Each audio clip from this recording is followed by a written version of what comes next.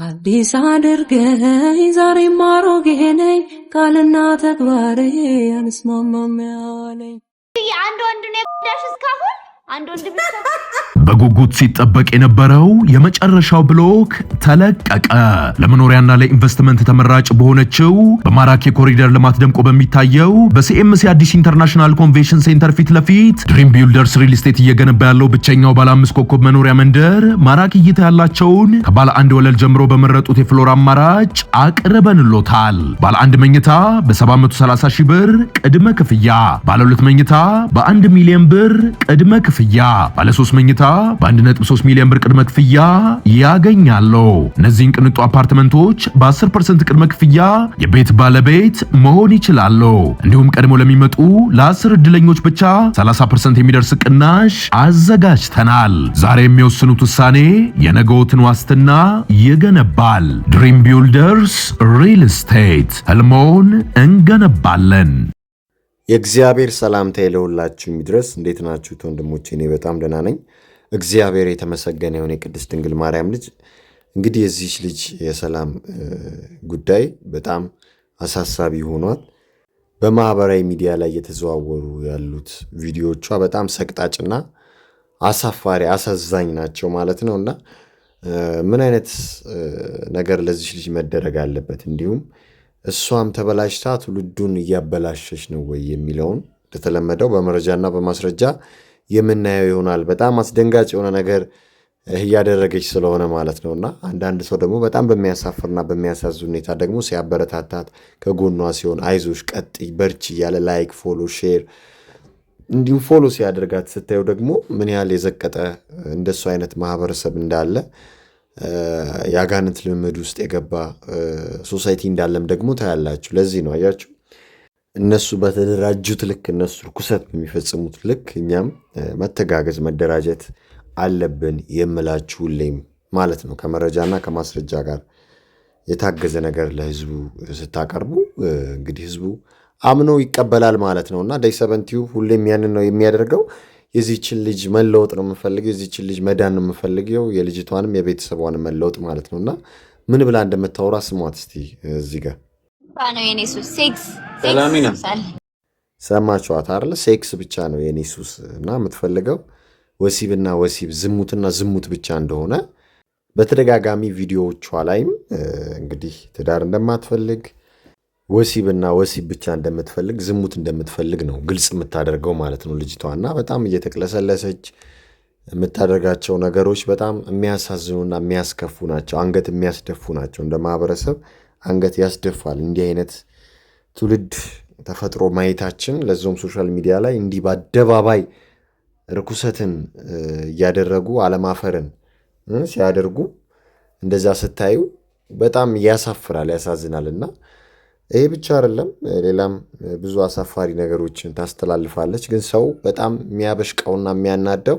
አይዞሽ፣ በርቺ፣ ወደፊት ሂጂ የሚላት ሰው ደግሞ ቁጥሩ ቀላል አይደለም። እኛም ታይ እንደምንላት ሁሉ በዛ በኩልም ግፊበት የሚላት ቁጥሩ ቀላል አይደለም ወንድሞቼ፣ ከምታስቡትና ከምትገምቱት በላይ እና እሷ እዛው ላይቭ ላይ ነው ሁሉንም ነገር የምታደርገው ማለት ነው። እዛው ሶሻል ሚዲያው ላይቭ ላይ ቲክቶክ ላይ ነው የምትሳሳመው፣ ሌላ ነገር የምትደራረገው ማለት ነውና ሰው ይህን እያየ አንዳንዱም አዝኖ ታይ ረፊ እንደሚለው ሁሉ አብዛኛውም ደግሞ ባልተናነሰ መንገድ መልኩ ታይ ከሚላት አይዞሽ በይ ግፊበት የሚላትም ደግሞ ይኖራል። መች ላይክ ሲያደርጉላት ፎሎ ሲያደርጉላት ሲከተሏት እየደገፏት እንደሆነ ማወቅ መቻል አለባቸው። እና እንደዚህ አይነት ነገር ደግሞ ይዛ ስትመጣ ተመልካችም መብዛት ጀመረ ማለት ነው። እና ሰው ሊያይ የሚፈልገውን ነገር በዛው ታውቁበታላችሁ ማለት ነው። ስለዚህ እንዲህ ያለ የርኩሰት ጊዜ ላይ መድረሳችንን ነው የምታውቁት። ሰው አሜሪካን ያለችው የእናቷንም ቅድም ሰምታችኋል። በቁጭት በንዴት ሆና ነው የምታወራው እያለቀሰች። ቺኛዋ ልጅ ደግሞ ተስፋ በቆረጠ ሁኔታ መንገድ መልኩ ምንም ማትሰማ ልጅ ነች ማለት ነው። እና እዚህ ጋም እንደምታዩት ከአንድ ወንድ ልጅ ጋር በግልጽ እዛው ላይቭ ላይ ስትሳሳም ነው የሚታየው ማለት ነው። በጣም ያሳዝናል እንደምታዩት። እና ይሄንን ግፊበት ቀጥይበት እያሏት በኮመንት በአስተያየት ምናምን እንዲያርጊ እንዲህ ስሪ ምናምን እያሏት እሷም ያንን ከማድረግ ወደኋላ ሳትል ስታደርግ ታያላችሁና እችን እያየ እችን እየደገፈ የሚመጣ ሰው በዚህች ልክ ማይንድ ሴቱ የሚቀረጽ ሰው ምን ሊሆንና ምን ሊያጠፋ እንደሚችል ኢማጂን አስቡት። ምን አይነት ትውልድ ልትፈጥር እንደምትችል እሷም ጠፍታ ሌላውንም ትውልድ እየሰወረችው እያጠፋችው እንደሆነ መገመት ቀላል አይደለምና ስትፈልግ ነጠላ ለብሳም ትመጣለች እና ልጅቷ በግልጽ ነው በቃ በግልጽ ፍላጎቷን ማንነቷን ነው የምትናገረው። የመረጠችው አካል አለ፣ ማገልገል የምትፈልገው አካል አለ እንደምታውቁት።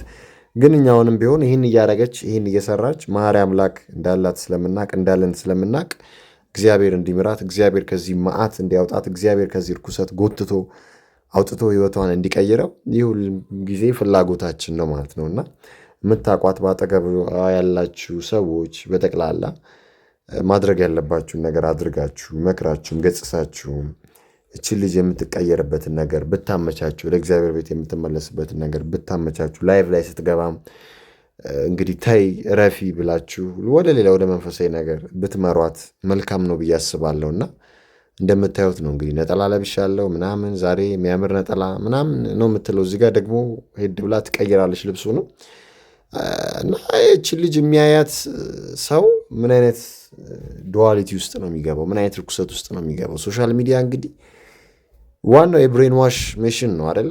በጣም አደገኛ የሆነ ቦታ ነው። ለእያንዳንዱ ነገር ቁጥጥር ካልተጣለበት ወይም ካልተደረገለት በጣም በቃ ሀገር የሚያፈርስ የሚገነባ ትውልድ የሚያፈርስ የሚገነባ አእምሮ የሚገነባ የሚያፈርስ ነገር ነው ማለት ነው። ማንነትን ነው ስብዕና ነው የሚገነባው ሶሻል ሚዲያ ላይ ያያችሁትን ነው መሆኑ ትፈልጉት። ሶሻል ሚዲያ ያያችሁት ሁሉ እንግዲህ እውነት ይመስላችኋል። ሶሻል ሚዲያ ላይ የታዘባችሁት ነገር ሁሉ የእናንተ ላይፍ እስከሚመስላችሁ ድረስ እንዲሰማችሁ ያደርጋል ማለት ነው። ምክንያቱም አሁን ካፕሎች ቪዲዮ ይሰራሉ። የእነሱን ቪዲዮ እያየ ሰው ደግሞ ወጥቶም እንደነሱ መሆን ይፈልጋል። እነሱ እዛ ጋር ከጀርባ ምን አይነት ህይወት ያሳልፉ ምን አይነት ህይወት ይኑሩ አይታወቅም። መልካሙን ነገር በማሳየት ብቻ መልካም ትዳር እንዳላቸው መልካም የፍቅር ግንኙነት እንዳላቸው እያሳዩ ሰዎችን ወደ ሶሻል ሚዲያ በመጋበዝ እንግዲህ ኢቭል አይ ሰዎች እንዲያገኛቸው በቡዳ እንዲበሉ የሚሆንበት መንገድ ራሱ በጣም ያሳዝናል። መልካም የሆነ ትዳር ወደ ሶሻል ሚዲያ መጥቶ መልካም የሆነ የፍቅር ግንኙነት ወደ ሶሻል ሚዲያ መጥቶ የሚፈርስበት ሁኔታ እያየን ነው ያለ ነው ማለት ነው ወንድሞቼና ሁሉም ነገር ሶሻል ሚዲያ ላይ መውጣት አለበት ማለት አይደለም። ሁሉም ሰው ሶሻል ሚዲያ ከፍቶ መንቀሳቀስ አለበት ማለት አይደለም። ሰው በተመረጠለት በተፈቀደለት ቦታ ጊዜው ሲደርስና ቦታው ሲሆን እግዚአብሔር ፈቅዶ የሚሆንለት ይሆንለታል እንጂ ያቺም ሶሻል ሚዲያ ላይ ስለወጣች አንቺም መውጣት አለብሽ ሳይሆን እሱም ስለወጣ አንተም መውጣት አለብህ ሳይሆን ምንድን ነው ከነዚህ ሰዎች የምንማረው? እነዚህ ሰዎች የምር ሪል ላይፋቸው ይሄ ነው ወይ የሚለውን መገምገም መልካም ነው ማለት ነው። እና ቢቻል ለልጆቻችሁ በጭራሽ ቲክቶክ ማሳየት የለባችሁም። ኢማጂን ስልክ ሲከፍቱ እቺ ልጅ የምታወራውን ቃል ቢሰሙ ሌሎችም አሉ በጣም ብዙ ሰዎች ምንድነው እነዛ ልጆች የሚይዙት? ምንድነው እነዛ ልጆች የሚማሩት? ያው ልጆች ደግሞ እንደምታውቁት በጣም ፈጣን ናቸው፣ በጣም ፐርፌክት ናቸው፣ ስማርት ናቸው። ስለዚህ እያንዳንዱ ነገር ለይተው የማወቅና ለይተው የመያዝ ችሎታና ሚሞሪ ያላቸው ያሆኑ ሳለ እናንተ በዘፈቀደ ስልክ ሰታችሁ ቲክቶኩ ላይ ምናምን ገብተው የማይሆን ነገር ሲያዩ ሲማሩ ማሚ ዳዲ ብለው ሲጠይቋችሁ ምን ሊሰማችሁ ነው? እቺ ልጅ ምን ማለቷ ነው? ምን እያለች ነው ቢሏችሁ እና ወላጆች ከአሁኑ ነው እርምጃ መውሰድ ያለባችሁ። ልጆችም እንዲህ ካለ ነገር ውጡ፣ ይሄ ለእናንተ አይጠቅምም። ሶሻል ሚዲያው ላይ ቢቻል ቁጥጥር ተደርጎ የእድሜ ቁጥጥርም ገደብ ተደርጎ ልክ ሌሎች ሀገራቶች እንዳረጉት ሁሉ እነ አውስትራሊያ እነ ዩናይትድ አረብ ኤምሬትስ እንዳረጉት ሁሉ እነ እንግሊዝም ሌሎችም እንዳረጉት ሁሉ ቢደረግ መልካም ነበረ። ግን ያ ካልሆነ ደግሞ ዲያብሎስ ሰራዊቱን ለቆ እንደመጣ ሁሉ እኛም ደግሞ ከመንፈስ ቅዱስ ጋር ከእግዚአብሔር ጋር ሆነን መተን ሶሻል ሚዲያውን ተቆጣጥረን አሁንም እግዚአብሔር ከኛ ጋር ነው ተቆጣጥረነዋል። ደግሞ በይበልጥ ራሳችንን አዘምነን አስፍተን መተን መስራት ያለብን ነገሮች የምንሰራበትን አማራጮች እንፈጥራለን። ህዝብ ማንቃት ግድ ነው። ምክንያቱም ስፒሪቹዋል ዋር ውስጥ ስላለን መንፈሳዊ ጦርነት ውስጥ ስላለን ሰው ፈዟል፣ ደንዝዟል። ሰው ምን ይብላ፣ ምን ይጠጣ፣ ምን ያርግ፣ ምን ይጻፍ፣ ምን የት ይግባ፣ የት ይውጣ አያውቀውም። በቃ ዝም ብሎ ነው የሚኖረውና ጭንቅላቱ ግን በዛ ውስጥ ማይንድ ኮንትሮል ተደርጎ ብሬን ዋሽ እየተደረገ የሌለው ማንነት እየገባበት ነው። አንዳንዴ የሰዎች ባህሪ ተቀይሮ ተለውጠው የምታገኙት የዚህ የሶሻል ሚዲያ ኢፌክት ነው። ሌላው የሚረጨው ኬሚስትሪ ያሉ 5G እንዳለ ሆኖ ግን ሶሻል ሚዲያ ደግሞ ያደንዝዛል፣ አደንዛዥ ነው። አደንዛዥ እጽ በሉት፣ ከእጽም በላይ ነው። ጭንቅላትን ነው የሚቆጣጠረው፣ መንፈስን ስጋን ነው የሚቆጣጠረው።